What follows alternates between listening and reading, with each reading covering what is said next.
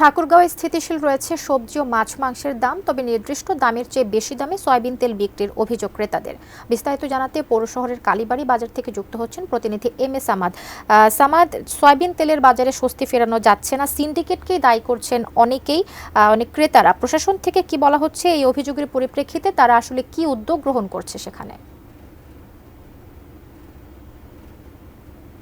সকাল থেকেই আজকে আমরা এই যে কালীবাড়ি বাজার রয়েছে, কালীবাড়ি বাজারে যারা ক্রেতা রয়েছেন এবং বিক্রেতারা রয়েছেন উভয়ের সঙ্গে আমাদের কথা হয়েছিল। বিশেষ করে যারা বিক্রেতারা রয়েছেন এবং যারা ক্রেতারা রয়েছেন, ক্রেতাদের অভিযোগ সয়াবিন যে তেল রয়েছে, এই সয়াবিন তেল নির্দিষ্ট যে দাম দেওয়া আছে সয়াবিন তেলের মোড়কে, এই মোড়কের দামের চেয়ে বেশি দামে কিন্তু বিক্রি করার অভিযোগ করছেন যারা ক্রেতারা রয়েছেন। তারা বলছেন যে যেই 1 লিটার তেলের দাম যেখানে 200 টাকা নেওয়ার কথা ছিল, সেখানে সেটা 200 থেকে 210 থেকে 20 টাকা নেওয়া হচ্ছে, এবং যেগুলো বোতলের দাম 300 টাকা নেওয়া দরকার ছিল সেগুলো 400 টাকা 20 টাকা, নির্দিষ্ট যে দামটি এই মোড়কে দেওয়া আছে তার চেয়ে বেশি দামে কিন্তু বিক্রি করতে হচ্ছে। এছাড়াও যারা কিনছেন না বেশি দামে এবং নির্দিষ্ট দামে যারা কিনতে যাচ্ছেন তারা কিন্তু সয়াবিন তেল পাচ্ছেন না, অর্থাৎ তারা সয়াবিন তেল থেকে বঞ্চিত হচ্ছেন। এই কারণে যারা ক্রেতারা রয়েছেন তারা তো অভিযোগ জানিয়েছেন।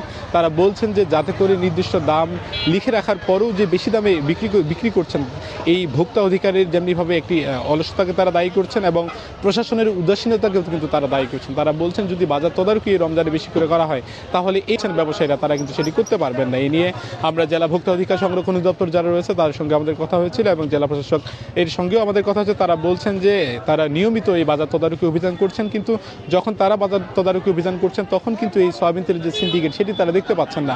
অপরদিকে বাজার তদারকি অভিযান শেষ হলেই কিন্তু এই যে সয়াবিন তেলের যে সিন্ডিকেট, ব্যবসায়ীদের এক ধরনের যে সিন্ডিকেট, সেটি কিন্তু তারা পরিলক্ষিত হচ্ছে। তবে যারা ক্রেতারা রয়েছেন তারা বলছেন যাতে করে আরও একটু জোরদার করা হয় এবং এই যারা এটির সঙ্গে জড়িত রয়েছে এই সিন্ডিকেটের সঙ্গে তাদের যাতে করে আইনের আওতায় আনা হয়, তবেই এই সিন্ডিকেট কমতে পারে এবং সয়াবিন তেলের যে একটি অস্বস্তি বাজারে, এই ক্রেতারা এই অস্বস্তি পাবেন। এছাড়াও স্বস্তির গল্প হচ্ছে যে বাজারে যে সবজির দাম, এই সবজির দাম যেভাবে রমজানের পরপরই স্থিতিশীল সেটি রয়েছে এবং মাছ মাংসের দাম, যে মাছের যে দাম সেটিতে কেজিতে খুবই বাড়েনি। 120 টাকা থেকে শুরু করে 200 টাকা 250 টাকা এইভাবে পর্যায়ক্রমে বিভিন্ন প্রজাতির মাছ সেগুলো দামে বিক্রি হচ্ছে এবং গরুর মাংস 700 টাকা কেজি ধরে বিক্রি হচ্ছে। এছাড়াও সোনালী মুরগি, ব্রয়লার মুরগি এই যে দামটি ছিল সেই দামও কিন্তু রয়েছে এবং বিশেষ করে জেলা প্রশাসনের উদ্যোগে একটি সুলভ মূল্যে ডিম এবং মুরগির বাজার রয়েছে, সেটিতেও কিন্তু যারা ক্রেতা রয়েছে তারাও তাদের স্বস্তির খবর জানিয়েছেন। তবে অস্বস্তির খবর হচ্ছে যে বিভিন্ন মশলা জাতীয় যে পণ্যগুলো রয়েছে সেগুলোর দাম কিছুটা চড়ার কথা যারা ক্রেতারা রয়েছেন তারা বলছেন।